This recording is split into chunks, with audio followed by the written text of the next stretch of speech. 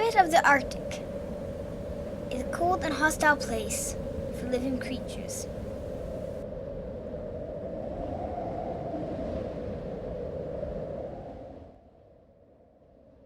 My grandfather, Robert Christie, was an explorer and a geologist who used dog sleds for many of his explorations.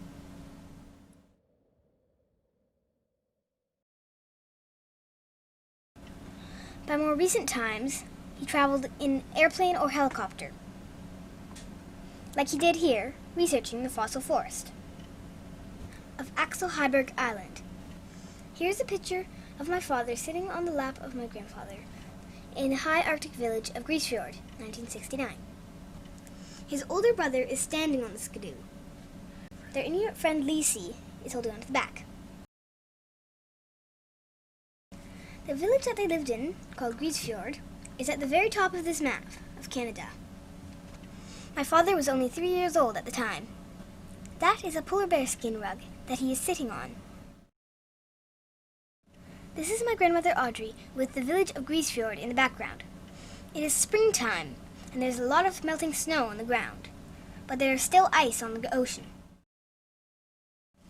My grandmother taught art to some of the students in the village.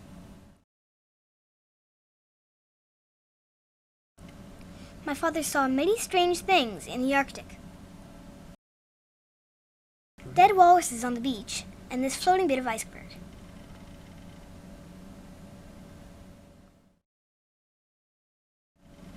Travel in the Arctic.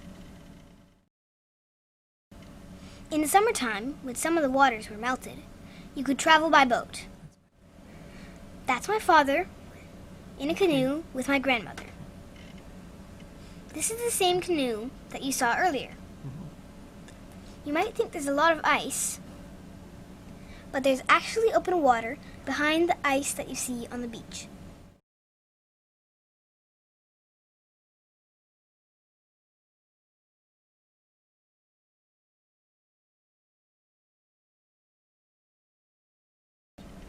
My grandfather always traveled to the Arctic in airplanes. In fact, he took my father to the Arctic in a plane just like this. This aircraft was called a beaver. It had extra large wheels for landing on rough ground.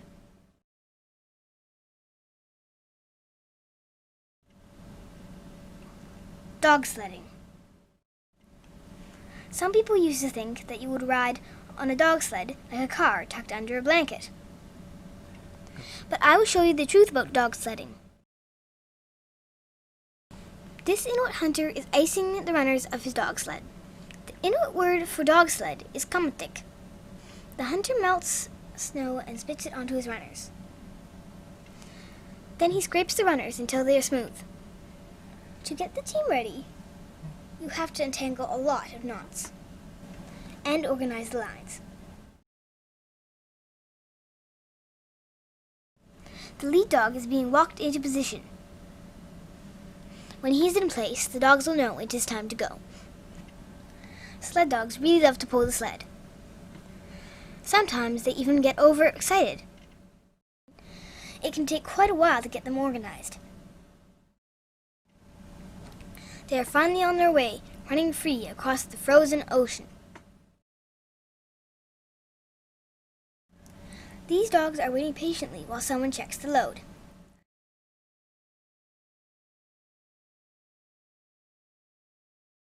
Ever wondered where people went to the bathroom while traveling on dog sled? Well, here's your answer. This is an outhouse igloo. This sled is traveling on sea ice that has melted water on it. The frozen ocean makes a super smooth ice highway. The Inuit preferred the colder months because it was easier to travel. Break time. The dogs work very hard and it's important to give them a break now and then. These dogs are crossing a patch of melted ocean water. You can imagine the water is very cold. I think these dogs deserve a treat after this. Springtime brings sunny weather, but the ocean is still frozen solid. great for traveling. Sometimes my grandfather would ski ahead of the dogs to encourage them. As spring comes, more of the ocean melts.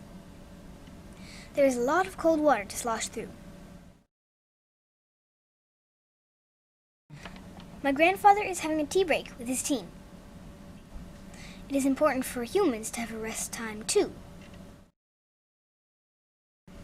These are my grandfather's Inuit dog sled drivers, Emina and Karkutiak. Those names are not easy to say. Hungry pups. When sled dogs mooch, it's time to feed them. After all, they've been working hard.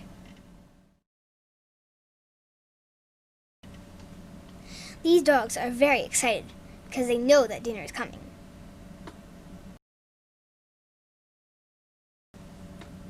They are all pointed at the food.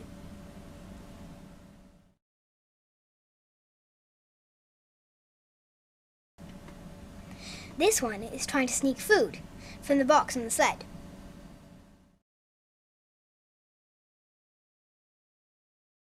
These young sled dogs are drooling at the sight of food being prepared.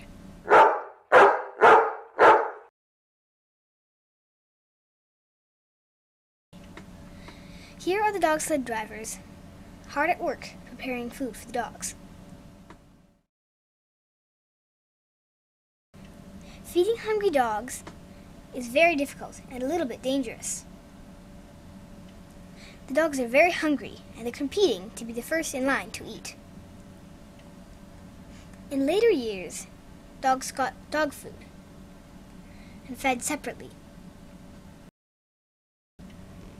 You might find this pretty gross, but the dogs sure don't. They're eating a polar bear carcass. Polar bear meat is very rich in energy and vitamins. After a good meal, what else to do but sleep?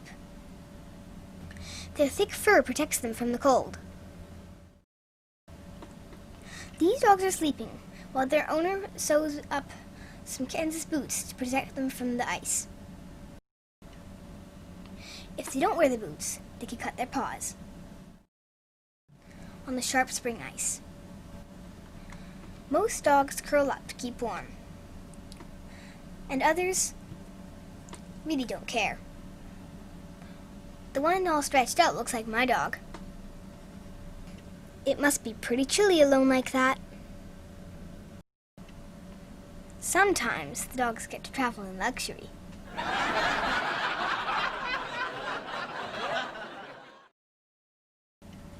These dogs are really traveling in style.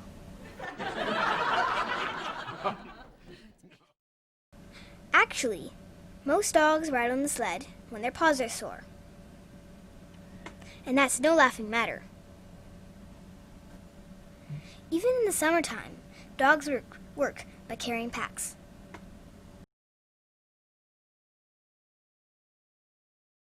The Skidoo takes over.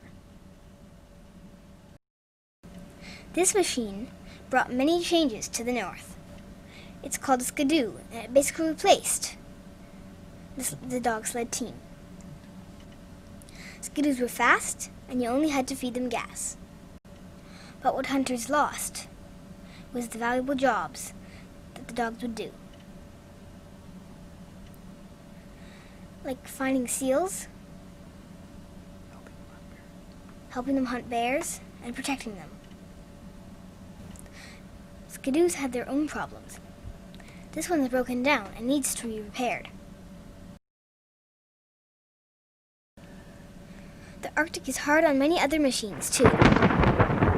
This airplane did a belly flop when it tried to land and broke off its wheels. Here's another picture of it. Isn't it terrible?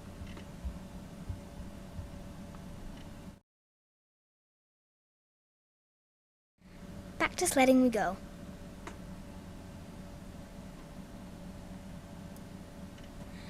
Good old reliable dog sleds.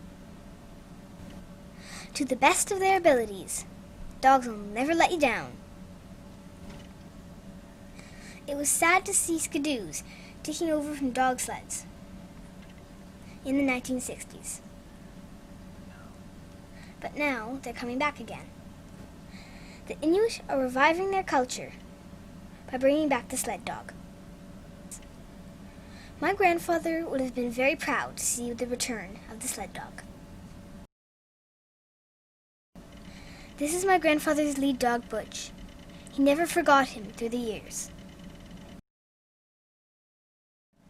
I dedicate this slideshow to the memory of my grandfather, Robert L. Christie.